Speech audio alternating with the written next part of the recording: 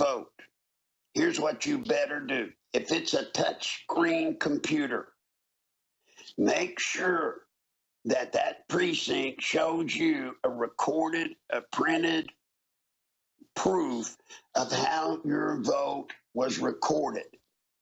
Now I've already gotten several responses, Alex, where one lady in Georgia voted for straight line Republican. When she saw proof of what she voted for, she had voted for Clinton, and it took her 4 or 5 times to get them to rerun it before it ever showed voting for Trump.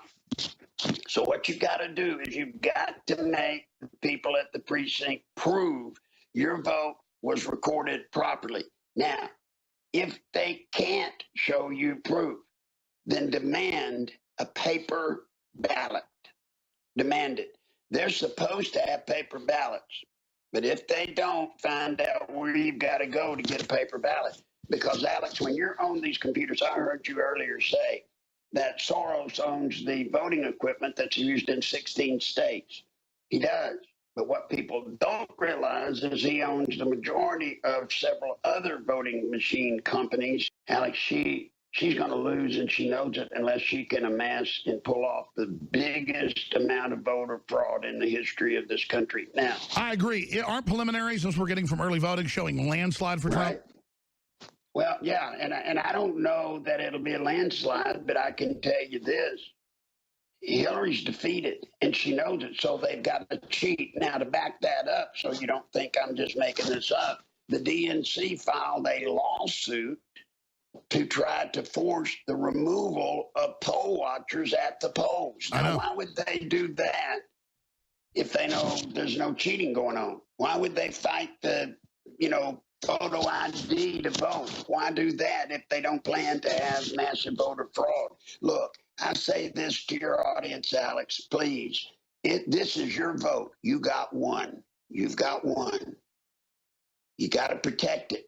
If you allow your vote to be changed, then we've lost. We've lost all. No, I agree. We expose it. We show the fraud. We have millions of people reported if it happens. It's game over just from perception. Now, I've looked at the internals, as I know you have, of several polls.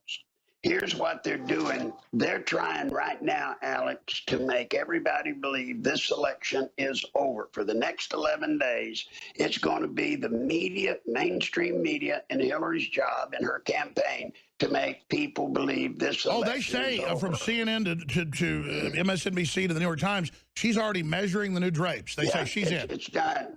Well, let me tell you why that is. Hillary's already got every vote she's going to get, Alex, and they know it. They know there's nothing they can do to increase that. So they've got one move left, and that's to convince people that are going to vote for Trump, you might as well stay home, mow your yard, go to a movie, do something worthwhile, because the race is over. Don't waste your time. Folks, do not believe it. When I looked at the internals last week of a poll, that was a Wall Street Journal NBC poll. Now, Fox News reported it as the gold standard of polls. When you looked into the internals of that poll, Alex, here's what you find. 60% of the people interviewed, or 60% of the respondents, were Democrats.